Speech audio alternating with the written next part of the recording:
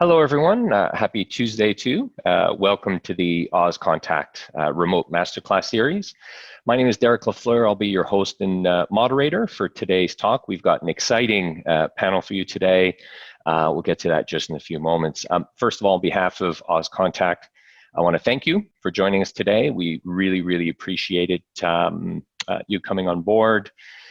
We hope everyone is safe and healthy, and yourself and your loved ones. 2020 has been a challenging year, to say the most, or to say the least, I should say. So we hope you're well. Today's is the third webinar in our Masterclass Remote Series, and it is focused on recruiting and training.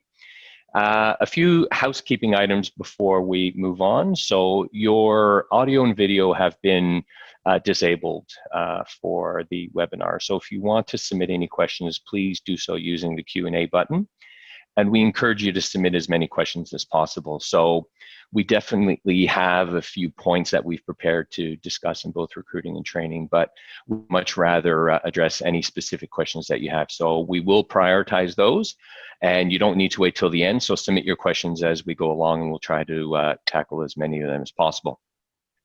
And lastly, if you want to submit any questions anonymously, you can just tick the box accordingly. Okay. The agenda for today, fairly straightforward, so no need to spend too much time here, but we will start the initial part of the discussion on recruiting in a remote environment, and then we'll move on to discussion about halfway through the session over to training, and then we'll wrap up in the end. So without further ado, introduce you to the panel. First, I'll introduce you to Megan Madigan from People Care Health Insurance. So Megan, if you could tell us a little bit about yourself, please. Sure, thanks, Derek. So I've actually worked with People Care for around 14 years now, and in learning and development for about 8 years. So we're a not-for-profit health fund based in Wollongong with around about 200 employees. So small to medium size not-for-profit health fund. So I currently manage a team of 3 trainers and also 6 quality coaches, where our main focus is performance and capability for 3 health funds and also an overseas visitors cover contract as well. So we're kept quite busy, spread across the 200 employees.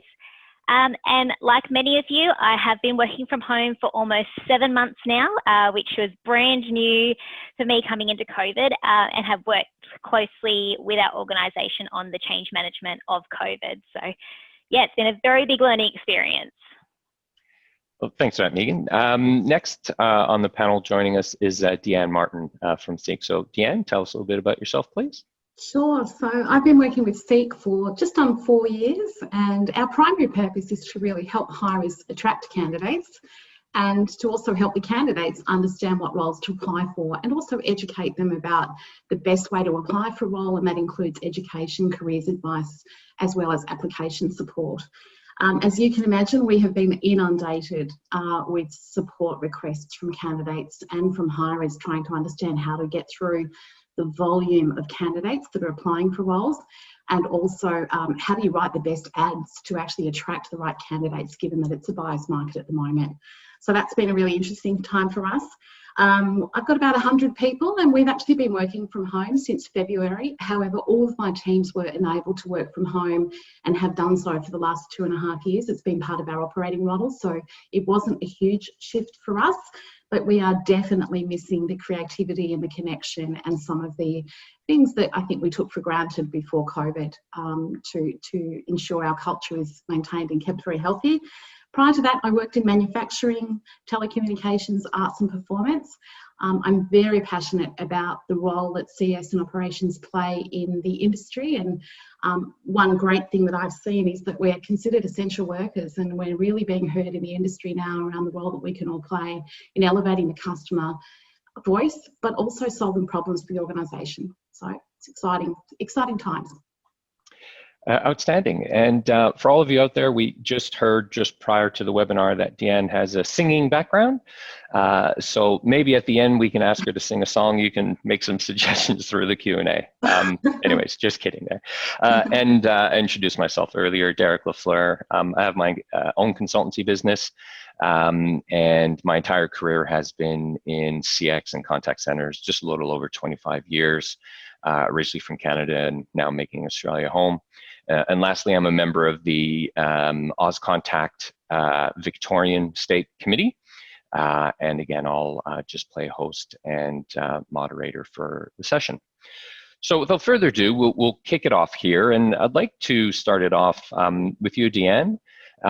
Perhaps you gave a little bit of background there in terms of your team being able to work remotely, but that everyone basically has been since February. And can you share with us what SEEK's learning has been, even though you had that working from home approach? Have there been some new learnings that you've had to put in place because of everyone having to work from home? Yeah, I think the learnings are more about the value of the social connection and the belonging and the cultural elements of CS in terms of thriving and driving the rest of the business to understand the role of the voice of customer.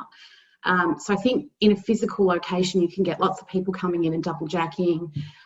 You can actually physically see the role that we play in terms of navigating systems and answering customer problems.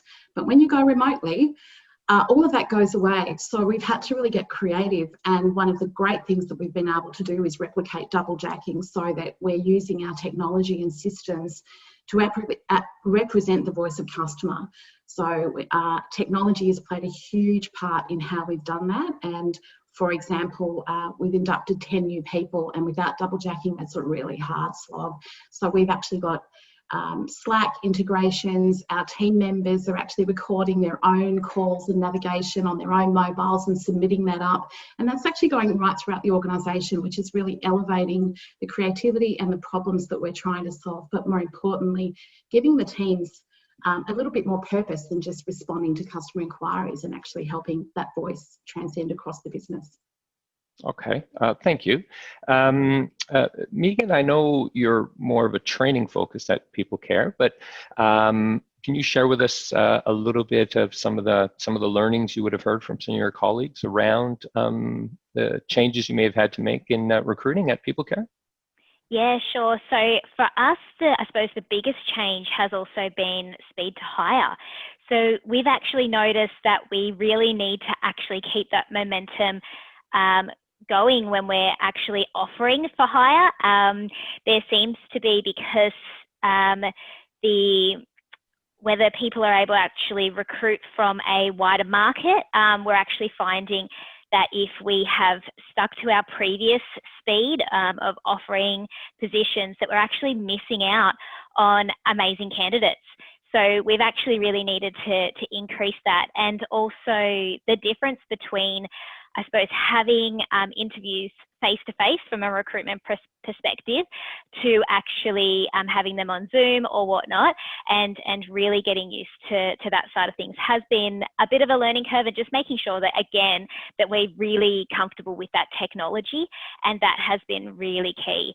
And for us, I suppose the biggest change has been around, I suppose, the area of which we are able to recruit now, in that we've actually just recently recruited a new exec who's based in Victoria. And being a Wollongong, New South Wales based business, that was previously not something necessarily that we had on our radar. Okay. Deanne, have you similar in terms of, have you expanded your sourcing locations, or have you still focused on recruiting that are within proximity to your physical premises? Yeah, so we've just recently hired 10 people, and all of those have been Melbourne based. However, one thing we did do during COVID, which paid off enormously, was that we had a lot of people that did have family and friends in Queensland, New Zealand and other states. So we enabled them to locate to those states in order to ride out the Melbourne lockdown. So that's really something that we did very quickly and hadn't thought about previously, and that's working really well. So there's about 12 people that relocated to New Zealand and the remainder across Australia to be closer to family and friends, and that's really helped us move forward with their mental health specifically. Oh, fantastic. Megan, I'll just bring up one of the items that's on the screen here, candidate attraction. Are you aware of any changes that People Care have had to implement in terms of attracting candidates as part of your recruitment process? The main thing, and I suppose probably the largest thing, is having part of the mindset that working from home is always going to be a possibility for us. Early on in the piece, we made the decision that post-COVID, we weren't going to go back the way that we were, that this was an opportunity for us to be able to move forward, to have the availability of working from home.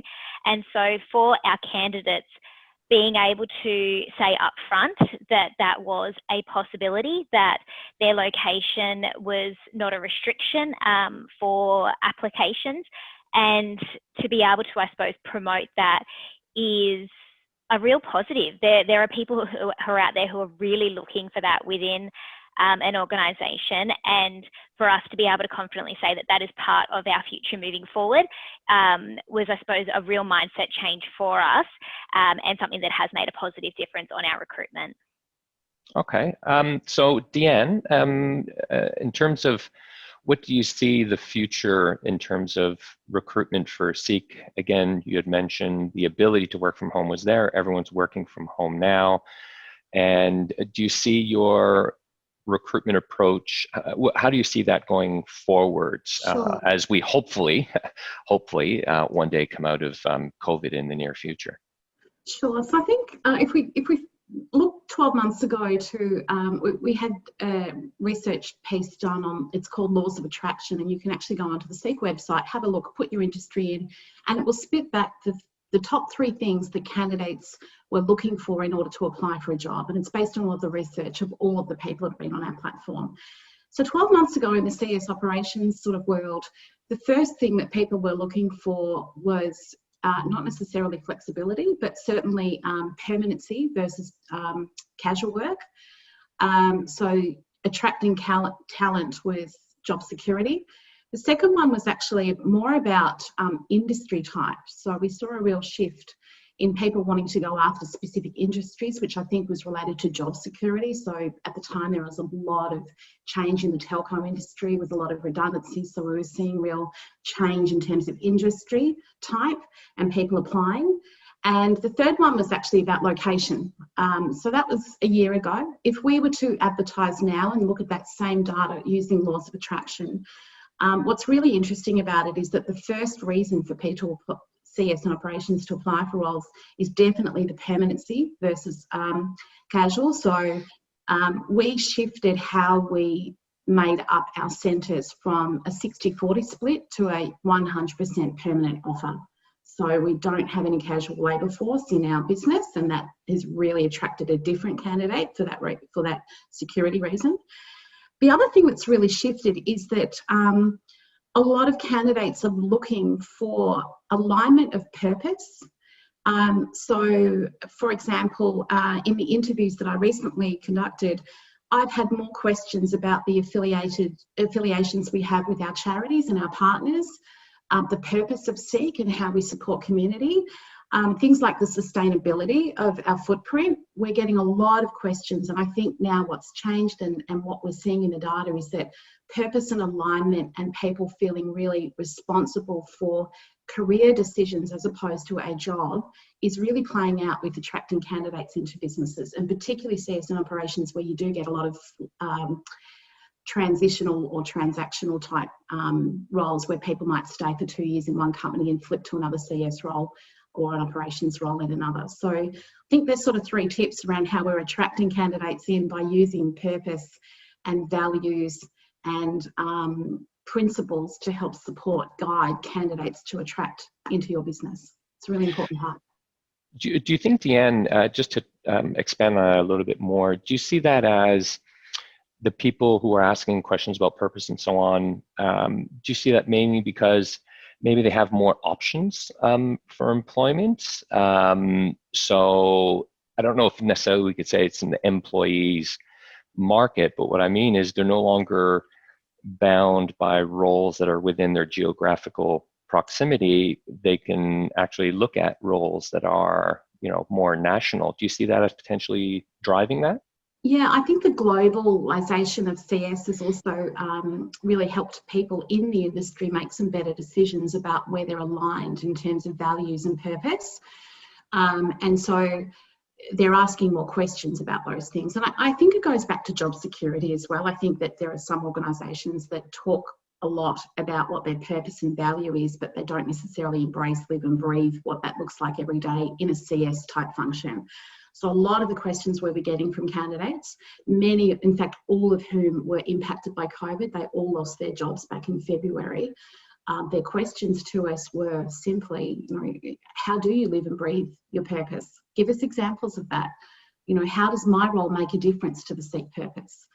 And those are questions I've not seen in recruitment in the CS industry for quite some time. And as a result, we've hired some very different profiles of what we would normally look for, demographic, experience and knowledge, due to the fact that we are a purpose-led organisation. So I think the other thing is speed. I know that Megan touched on this. We are absolutely seeing that we are previously in SEEK, we would take actually 3 months to hire people into our business. That's pretty standard for every role at SEEK. And obviously now with the roles that I just advertised, I had 724 applicants in 24 hours for a frontline CS role. And so I absolutely made the decision that I would not speed up the process because of the fact that I felt that if people were really wanting to work for SEEK and willing to work for SEEK, the right process and the right people would come forward without having to speed it up. We do have a 5-stage process to recruit for CS roles at SEEK, and I didn't chop any of that out. So bit different, I know, to other industries, but certainly not one that I changed for good reason. Okay, thank you for that. So we'll shift gears, not shift gears a little bit, but move on to the second box that we have up there on the screen in terms of tools and processes. So Megan, if you can tell us, has PeopleCare had to implement any new tools or technology to help with the recruiting? Yeah, definitely. So I suppose for us, prior to COVID, we were only sort of just starting to move into the using Microsoft Teams and things like that for meetings and having virtual meetings and whatnot. So for us, being really, really comfortable to use Zoom or other technologies to have these meetings, to have an interview, so on and so forth, was really, I suppose, the most important thing for us to be able to move forward. And, I suppose to have that professional approach as well, you need to know what you're doing. And so we actually spent a fair bit of time investing in making sure that we were really comfortable in using the online tools to be able to have video interviews and whatnot, and saw that as a really important step because it can really reduce the stress levels if the person who is hosting the online meeting or the interview, and it can really reduce those stress levels so that it's not a frazzled environment coming into an interview and the person on the other end is not really sure what they're doing, and interviews are, I suppose, hard enough as it is, so it's really setting that scene and making that environment really comfortable. And that's what we wanted to do. I suppose with our culture, we like to make sure that people feel invited. It's very much, we like to invite people into our family, and so to make sure that they felt comfortable in that interview process was something that we wanted to make sure that we were ahead of. Oh, wonderful. Deanne, at SEEK, have you had to implement and change any of your tools and processes, or did you just simply continue to use what you have been? Yeah, so we've always used Spark Hire, which is essentially a video screening process. What I did change was who did the work. So traditionally our HR teams would be the first port of call to have applicants send their resumes in or respond to an ad. They would then do a screen and perhaps a phone call and then shortlist and then put candidates into a panel environment. We would then do an audition, and I can talk through the process separately. But with COVID, all of our recruitment is now video screen. And actually, I've taken the burden away from the HR teams, and actually that is the full accountability and responsibility of all of my team members. The beauty of video screen is that every single person that submits a video, I can share that across my whole department. And in fact, I actually made a decision that I wanted every person in the department to view a potential candidate. The best people to actually find great people are those doing the job. So they all were bought into watching the video screens, doing an assessment of what they thought the skills were, how the person showed up. And that was actually a great way of sharing the workload, but also getting my teams involved in who they want to work with. And video screening enables you to do that, because you can share those videos out to the whole organisation. In fact, where there were question marks about someone that we weren't sure about background, or we weren't sure about culture fit, we would then actually send that video out to 2 or 3 people in HR, or maybe even in marketing or in product, to actually help us with their assessment. And so it really brings fresh eyes and creates opportunity to get different views of bringing talent into the organisation. The element of video screening is that everyone can actually score and make comment on everything. So you don't need to on-forward that. It's all in one portal, and everyone has a role to play, or can score that. If you wanted the whole organisation to do it, that's what you could do.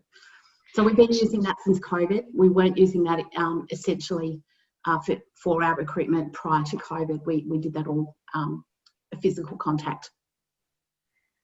Okay, so you find that you're using the video screening for every role at the moment? Every role currently across the organisation. Yeah. So that's definitely a shift for us. Okay, all right. Megan, I've got a question that's come through specifically for you. So one of our members has asked, how did you make the online interview process more inviting, more comfortable for the candidate? Yeah, sure. I think that, from the side of the interview side of things, one thing that we really tried to do is to make, I suppose, a little bit of contact before actually attending or hosting the interview. So we're finding that more contact, not just via email. Previously, we probably would have just emailed somebody and said, here is your interview time, please come along. We're making sure that we're actually making more contact and trying to be a little bit more familiar prior to the actual interview with the individual. So it's kind of like that introduction piece. It's getting to know somebody. It's having that friend at the party that, when you turn up, you're not going to be the only person there. And so by having that connection beforehand, having that phone call, having just a general chat, and offering more time to actually ask questions prior to the actual formal interview is allowing that person to be a little bit more comfortable when they do actually front up to the interview. And so it's not that scary point of, who am I actually going to see on the other end? You've already started conversations. You've already, created some familiarity in the conversations, and just trying to make that person feel a little bit more comfortable. We're doing that also from our training perspective, with getting, our learners comfortable with coming into a training session, and doing that again, from a recruitment side of things. And yes, it does take that little bit more time, but you're going to get more of a genuine interview if you spend that time and allow that person to be that little bit more comfortable, given it is such a new environment. Okay, thank you.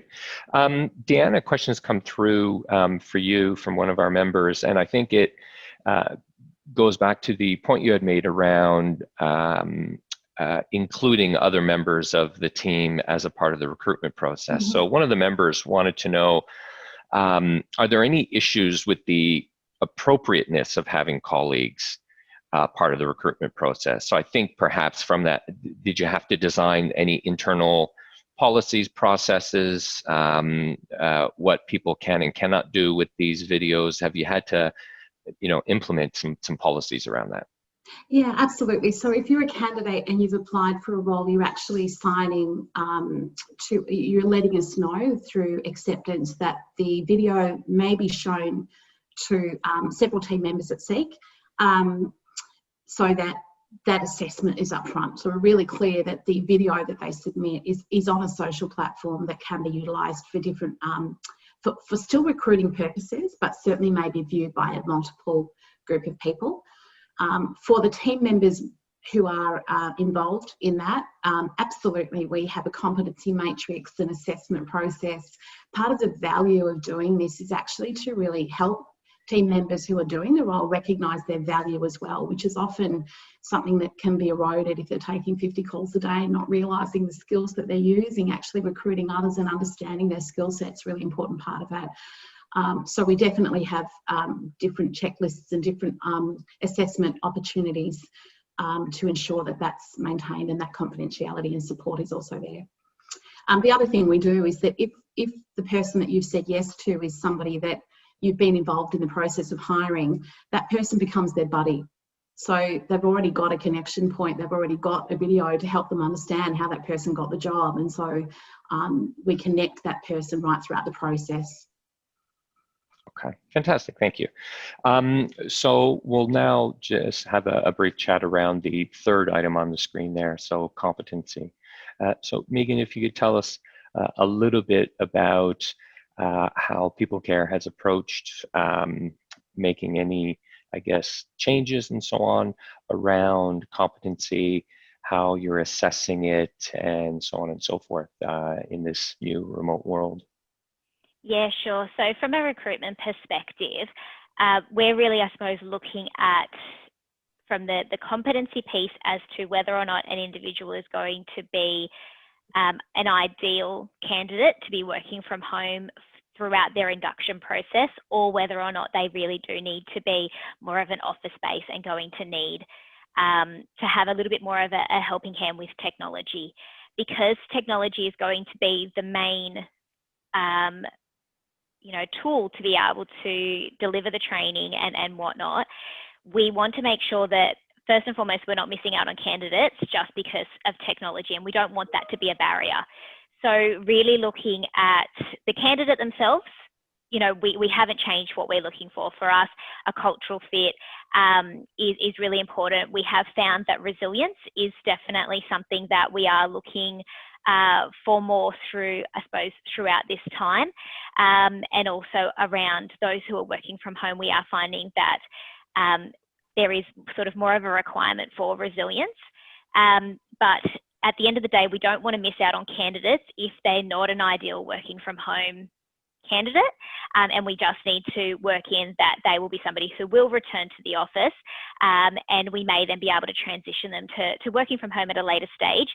But it's sort of just making sure that at that early point during the interview process, we really need to get an understanding of their competency within technology to ensure that we know the right fit for them. Okay, thank you. Deanne, if you could tell us a little bit in terms of how SEEK has approached, or if you've had to make any changes around how you're managing assessing competency during the recruitment process. Yeah, I think the competencies remain the same, but the weighting of what you're looking for would change. So for example, at the moment, we're dealing with 400 calls a day from candidates who have been rejected from roles and really struggling with being unemployed and the impacts of COVID. So empathy is definitely our empathy, kindness, to definitely the elevated elements or competencies that we are trying to make sure that is front of mind when we are recruiting.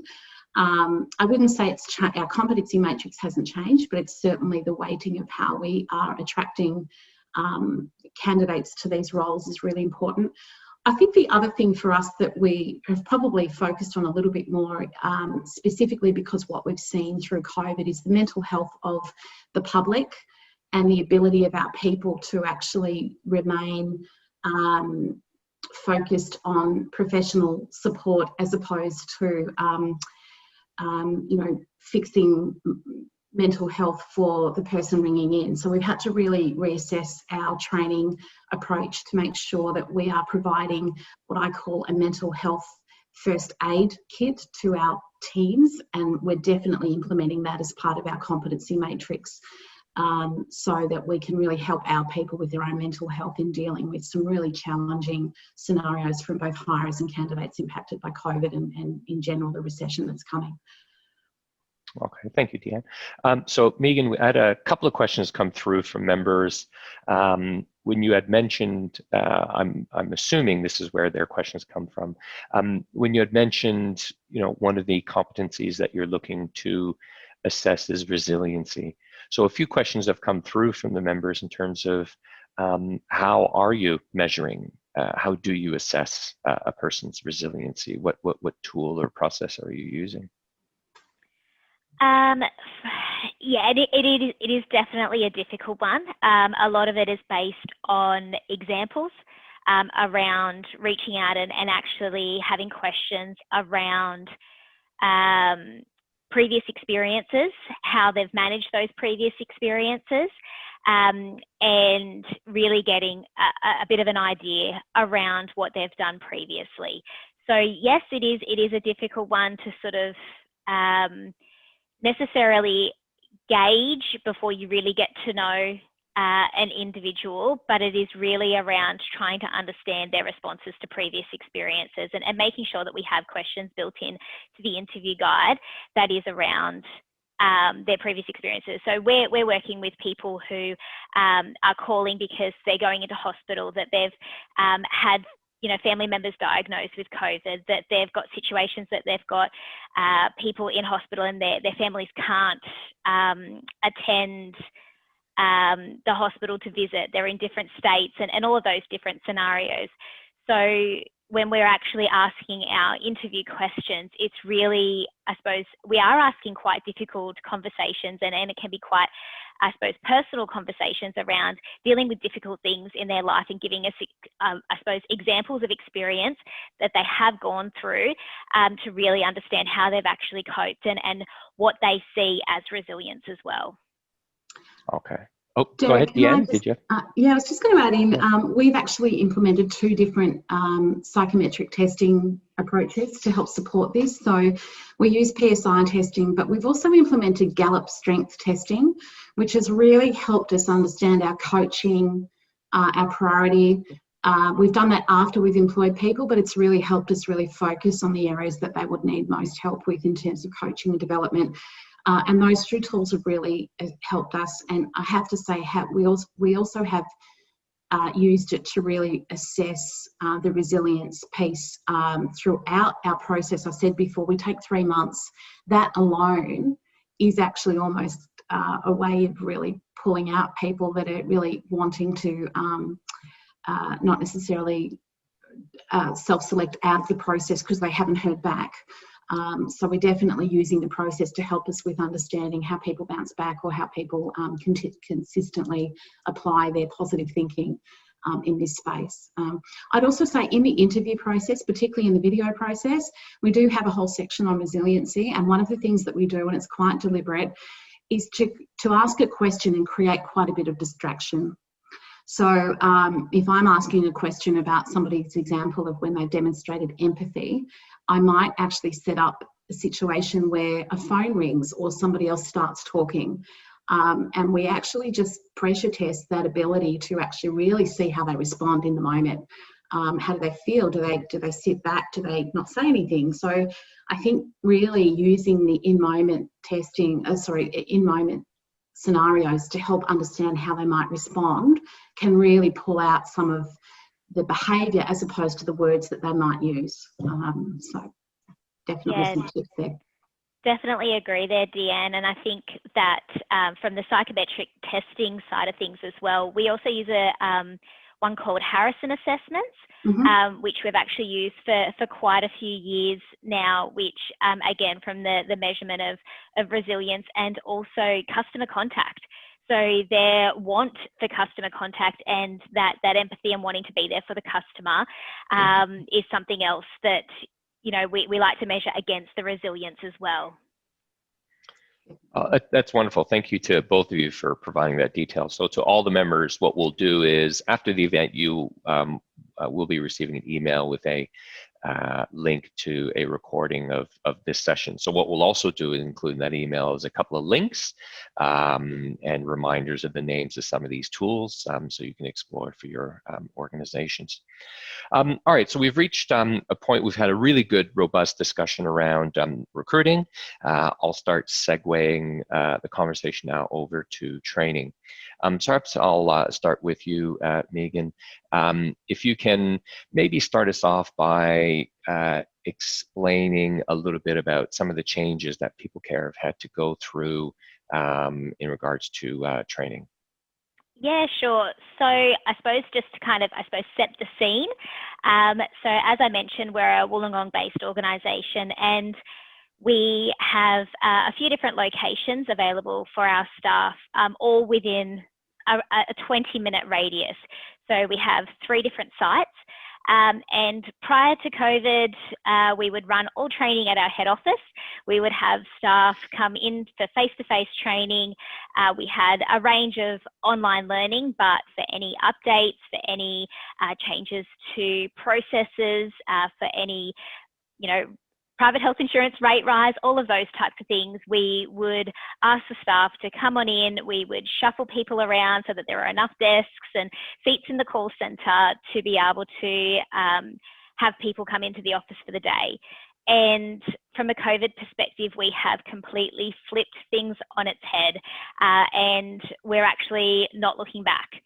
So I guess from the other end of the scale for us, I have just approved for my main full-time customer service trainer to actually relocate to Brisbane and continue to be able to train working from home for the rest of her career. So that, which is something that previously we probably would have had quite a closed mindset regarding. So it has been quite a challenge for us. I suppose our first challenge was really getting our trainers used to technology. We are people.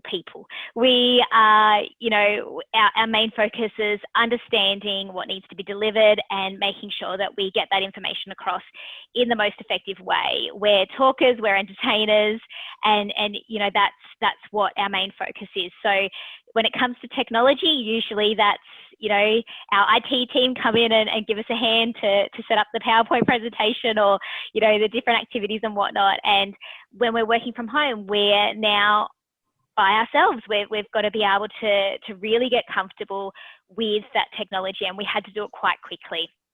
So we actually relocated and moved approximately 85% of our workforce to work from home within 3 weeks when COVID hit. So we moved quite quickly, and we had a transition period where we did only complete urgent training whilst we moved through this transition period, because we realised that there was quite a big change, not just for our learning and development team, but for all of the staff, and obviously maintaining a bit of sort of just normality and just getting people used to working from home was big enough. So one of the first things that we did during that time was getting our trainers really comfortable with the technology. And we needed to ensure that when they turned up to their first training session, that they were ready, that they were positive about the technology, and that they were ready to support the learner with their technology on that side of things as well. There is nothing worse than turning up to an online session with a frazzled trainer who is negative about the tools that we're using and just really isn't in the moment, and it just becomes a very disengaging training session. So for us, that was sort of, I suppose, our first challenge or our first hurdle to get over when moving from home. And as I said, now it's something that we definitely won't be looking back. Okay, wonderful. How about yourself, Deanne? Has there been any changes in terms of the way SEEK has gone about with training? Have there been new things you've had to put in place? Yeah, absolutely. I think the first discussion is obviously, bringing people in remotely. We've had 15 people come into service since February. All of their training has been remote. Probably the biggest message is the speed in which people can get to competency and the message back to the business, because obviously we're hurting. We've got our service levels are really challenged at the moment. We're 12 heads down. We've got new people in a classroom. We really want them on the phones. But my message to the business is that what would normally be a 4-week process is now at least an 8-week process to get that impact on the phone. So I think we've got to start with strategically sending that message so that we don't fall into the trap and just get them out there at all costs. That's really, you'll lose them in 6 months' time if that's what the approach might look like. So I'm definitely sending that message about speed to competency. I think the other thing is, again, a little bit like my recruitment strategy, I've actually got many of my team members involved in delivering the training. Again, it's helping them come from a place of having people perform the role, to train the role. We also kicked off a major transformation, which went live on Monday to Salesforce, so SAP to Salesforce. So we've actually had to train this new group in both systems because they came in halfway through. So there's been a lot of technical and product support. And really, I think probably my biggest learning is that I asked for help from the business to do the training. I didn't just rely on the normal methodologies like the trainers and facilitators. I had product managers come in. I had salespeople come in. I had help from the business to actually get the team onboarded. And there was a vested interest in helping the team succeed because we're supporting their products, we're supporting their customers. So I probably had to reset my thinking about who performs training and what role they play. And all of it is virtual, yes. Okay. So Megan, I'll put a question to you from a member that this question was submitted at the time they registered, so before the event. And they wanted to know, how do you maintain that human connection while training remotely? So maybe talk us through some of the strategies that you use for that. Yeah, sure. So this has been really important to us. So from a cultural perspective, very much our organisation is very family orientated. We call our staff people carers, and for us, that human connection was something that has been in the forefront of our mind through our whole COVID change process. Because that has been such, I suppose, a key element for us, we are reducing the size of our training sessions. So not by a lot, but we are looking at having sort of smaller groups. So we also ensure that the team members have their cameras on. So for all of our staff, they have the availability to be able to be seen on the screen when using Microsoft Teams so that we can have that facial interaction. The other thing, and I suppose I mentioned in the recruitment phase, is from the human connection point and making sure that people feel comfortable as soon as they come into the training session, is making sure that all of the attendees have been introduced to our trainers prior to the session. So we have had some recruitment during COVID, and there are some people who we haven't met face to face. So making sure that our trainers actually touch base with people who they're not familiar with prior to the session, to ensure that they're at least comfortable with the trainer, to really encourage them to be comfortable to ask questions throughout the session and be involved in the session. The other thing is allowing some chit chat time. And I know that, there are some scenarios where management will kind of worry a little bit because we're taking people off the call center floor and we're allowing, 10 minutes in our training time for chit chat. But we know that when it comes to learning, that engagement is so important, that if we don't allow that little bit of chit chat time, if we don't allow some of that social connection prior to getting started, we're not going to get as much out of the learning and out of the individuals in the classroom as we normally would. And that's even more for when we've got a virtual classroom, because people are concerned about how they sound, how they look on the computer and things like that. And so it's just really important that we allow that time for people to connect at the beginning of the training session, and that they feel comfortable to be able to speak up, ask questions, and not feel silly when you've sort of got all these different things happening in that environment. So that is something that we have recognised that we do get better outcomes if we do have that social interaction to begin with. People get to know who they've got in their session, and also doing an introduction of all the attendees in the training session as well. So because we are bringing in people from different departments, we don't just do training for just our customer service call centres, but also for our hospital processing teams and things like that. So we've got a mix of teams who are coming into our training sessions. We want to make sure that we are continuing to have the culture where you know the different people who you're working with. And so we make sure that we do an introduction at the beginning of the training session, and just make sure each person is familiar with what department people come from, who they are, and their role within the organisation. So that's been really important. And I suppose the other final thing is to making sure that we are actually throwing out a lot more confirming knowledge questions. So asking the group a lot more questions as we're going through the training. So making sure that people are contributing. We are not just confirming that they're actually understanding the information, but that they are feeling comfortable to contribute as well. And that's really helping with the human connection side of things. So Megan, there's a question that's come through from a member that I think it kind of initially a separate question, but I think it might tie in with what you had just said at the end there in terms of throwing out product knowledge questions. Is that also a tactic or an approach to, I guess, optimize engagement? So part of this question from a member is how we're assessing and making sure that everyone is fully engaged. Obviously, in a face-to-face, you can see body language and, you know, a little bit easier to see if they're engaged and paying attention. So throwing out there the occasional question, is that also a part to make sure they're engaged? Yes, definitely. I have learnt from, I suppose, not a bad experience, but I have learnt from my mistakes in not throwing out some questions.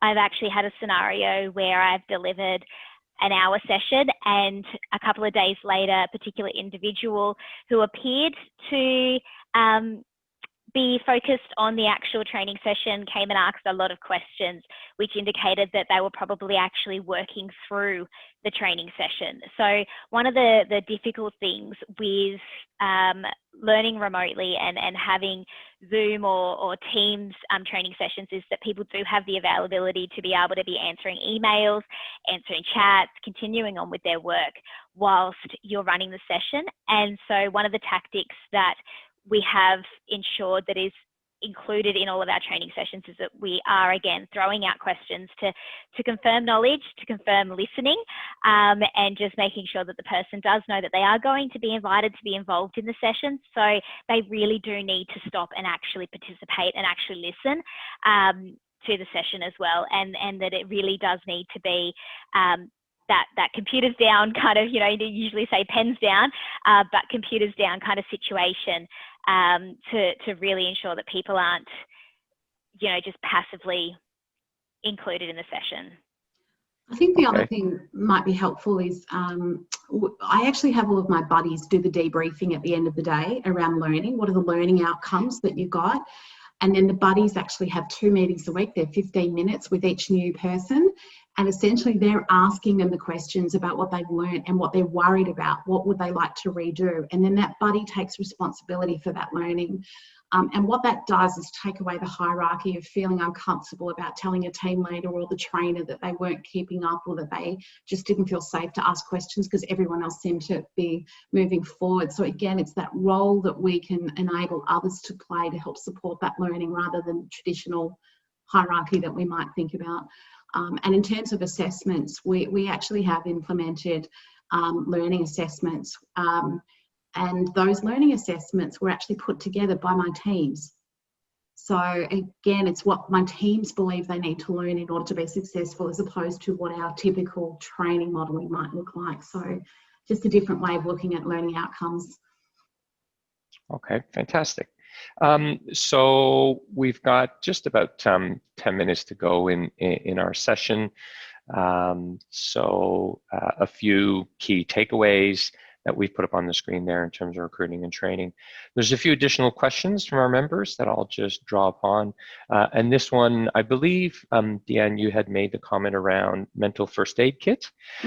So a member wanted to know a little bit more about that and what does that involve, and maybe if there's a particular place they can go to, if you can include that and just advise. Sure. So I actually, SEEK sent me to this. It was $600, and essentially it's called the Mental Health First Aid certification. It's a 2-day course, and it's run by the government. And I have to say it was for me, who probably quite experienced, what I thought I was very experienced at doing in terms of leading people for many years and looking after mental health. I really had to say to myself, I knew nothing. And what I really took away from the 2 days was the ability to understand the role that you play, the assessment, and the process that you use to really support somebody who's struggling. And there are different degrees of that, and they went through every part of that. But I now have a takeaway on my desk, which is an agreed process of what to look for, how to approach, what steps to take. So I highly recommend it. All of my leaders have actually done that course, and we're actually making sure that anyone who's a people leader, regardless of how many people are actually doing that. And $600, well worth spent, I have to say. I don't know, I did that prior to COVID, so I actually don't know if there's an online version of it, because it was quite a physical scenario. So it might be worth just understanding. I can certainly find the link and send that to you, Derek, and we can put that out there. I appreciate it. Yeah, thank you. Yeah, we'll definitely want to include that and send that out to our members. Now, if memory serves me, the previous webinar that we had, Megan, your colleague, Marie, was here with us. I think she may have mentioned, does People Care also have and deploy the first aid kit? Yeah, we definitely have. So we have a range of staff members across our organisation who have done the mental health first aid training. One other area that we're also looking at for our call centre staff, which is only just something new that has actually come up this week, is looking at accidental counsellor training, where you find yourself on a call and, in a difficult situation and you don't want to be in the, I suppose, backed into the wall whereby you become that accidental counsellor for an individual, especially those of us who work in the health industry as well, where people are going through really difficult times. So I don't actually have a particular link on that, but it was actually mentioned that it's one thing that we're going to be looking at on top of our mental health first aid training to implement with some of our call centre staff, especially those who are dealing with some more of our tricky members who may need that extra support without, getting into that situation where we are offering counselling and support accidentally. We actually had to create a new state in our phone systems called Heart Alert. And it was a way, because we were finding that we were getting increased suicide threat, self-harm calls in our call centres. So we actually created a new flag to ensure that our team members felt that they weren't required after a situation like that to just keep going, because that was contributing to some of the problematic mental health challenges we were seeing. So just a really simple thing to give them the ability to know that it's okay to take a time out when something like that occurs. Oh, that's fantastic. So everyone within your business will know that if they see that for one of their colleagues, they're taking a time out. They need time to Absolutely. Process something that's happened. Absolutely. And it also indicates to a leader to do the check-in and understand what happened, pull out the call and know whether we need to contact police or whatever it might be. So we take the process away from them. We just give them the time and safety to actually recover. That's a really, really good idea, because you would think somebody who's in that situation is not, well, for them to put their hand up and talk to somebody, can I take some time off to do that, could be quite daunting and puts them in a very vulnerable position. So that's an outstanding idea and approach that you've taken. So thank you for sharing that. So we are reaching the end of our session. So I want to thank Megan and Deanne for joining us today, for your time. we prepped a little bit before this and your time today and sharing with our members your thoughts and, the practices that you have in place both at People Care and at SEEK. So thank you very much. Really appreciate it. To all of our members, thank you for joining us. It is the third and final webinar in our Remote Masterclass Series. So I hope that we've helped you with some of these ideas. As I mentioned, after this event, we will send you an email within the next couple of days where you'll find a link to the recording of this session, and we'll also include in there some links to some of the items that have been raised. So stay safe, everyone. Take care of each other. Thank you again for joining, and enjoy the rest of your day.